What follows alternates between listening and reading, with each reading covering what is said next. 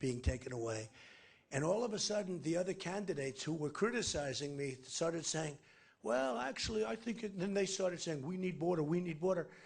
But when I came across it, then I said, we're going to have a wall.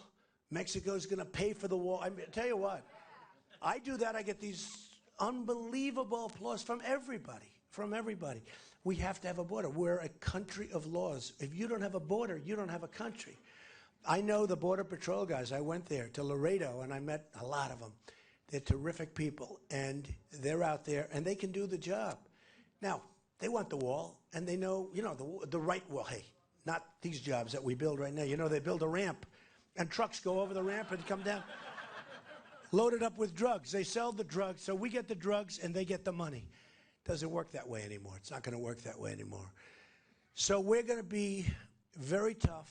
We're going to be very smart.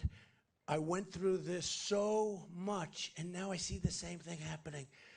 When I said illegal immigration, all of a sudden people started thinking. And 2 weeks later, 3 weeks later, it was really a nice conversation. When I talked about what I said the other day, all of a sudden, I'm watching the shows this morning, and I'm watching the shows tonight.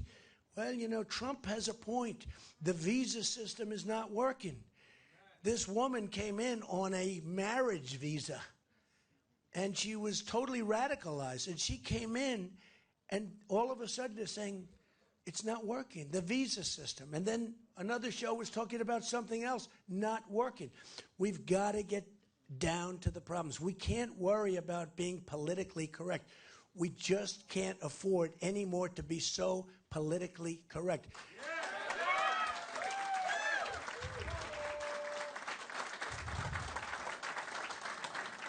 There's nobody in this country, if I wanted to be, that could be more politically correct than me. Nobody. I have a high education, went to an Ivy League school. I know everything. It's perfect. I could be so good. You'd all fall asleep. No, you'd fall asleep, and it would take a long time to say everything.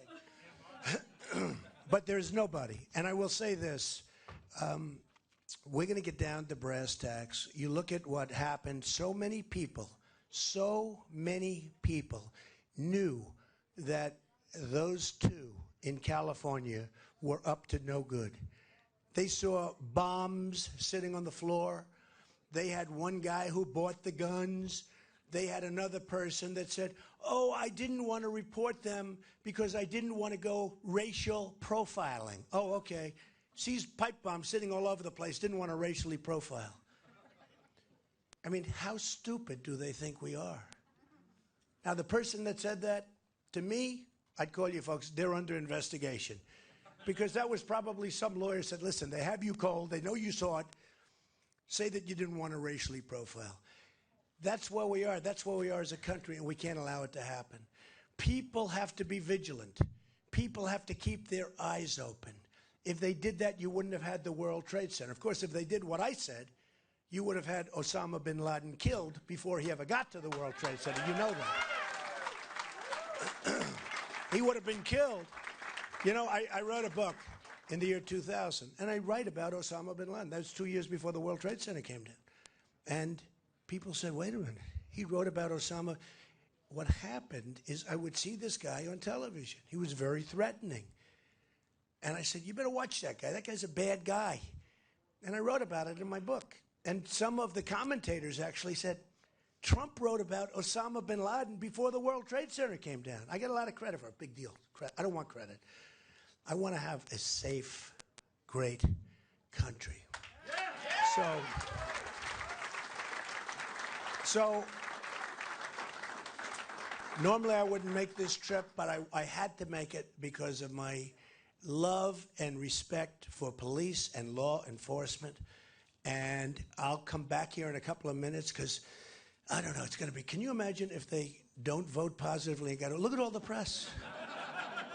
That'll be headlines. Trump rejected. Can you believe? But I feel confident. I don't know. I feel confident. But we're going to, thank you, Don. We're going to be back in a couple of minutes. I guess your board is voting right now, and put a lot of pressure on your board, please, okay? So we'll be back in a few minutes. This is something that means something to me a lot. That's why I made this special trip tonight. It was, I said, this is only a 5-minute speech, but it's a lifetime, you know, I'd call it almost, it's called the Lifetime Improvement Award. I'm improving with this award. These are special people. They're great people. Your board is amazing. And I want to let you know that the police and the law enforcement in this country, I will never, ever let them down. Just remember that. Just remember that, because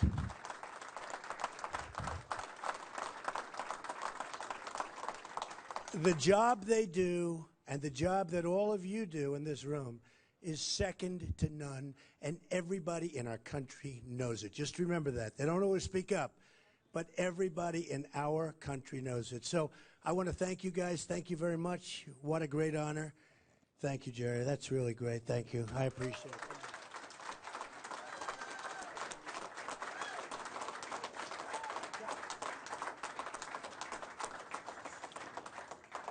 One of the things that we were just discussing, and I was back with the board, and I said, and the question was asked because they've had a hard time. Police forces throughout the country have had a hard time. A lot of people killed. A lot of people killed very violently, sitting in a car, waiting, sitting in a car, watching, and somebody comes from behind. And I said that one of the first things I do in terms of executive order, if I win, will be to sign a strong, strong statement that will go out to the country, out to the world, that anybody killing a policeman, policewoman, police officer, anybody killing a police officer, death penalty. It's going to happen, okay? Can't go. We can't let this go. We can't let this go. So, again, I want to thank everybody. Such a great honor. And I guess over the next period of time, I'll be given other honors. But honestly, there will be nothing that's more important this night. Thank you all very much, board. And thank you, everybody else. Police, thank you. Great evening. Great honor. Thank you. Okay? Thank you.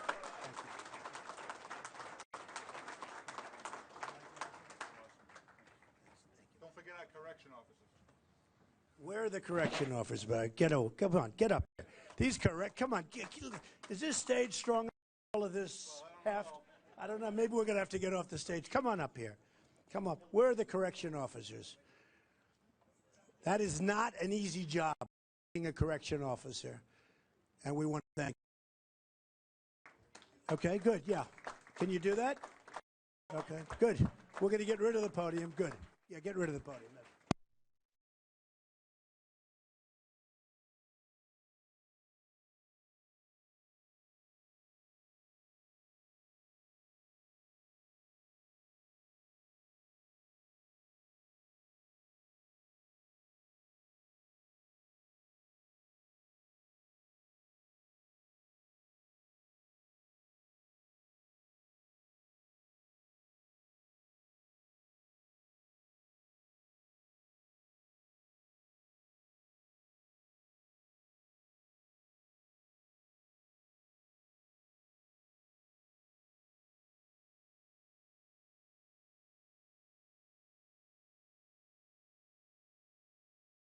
In Portsmouth, 91 News Political Director Paul Steinhauser.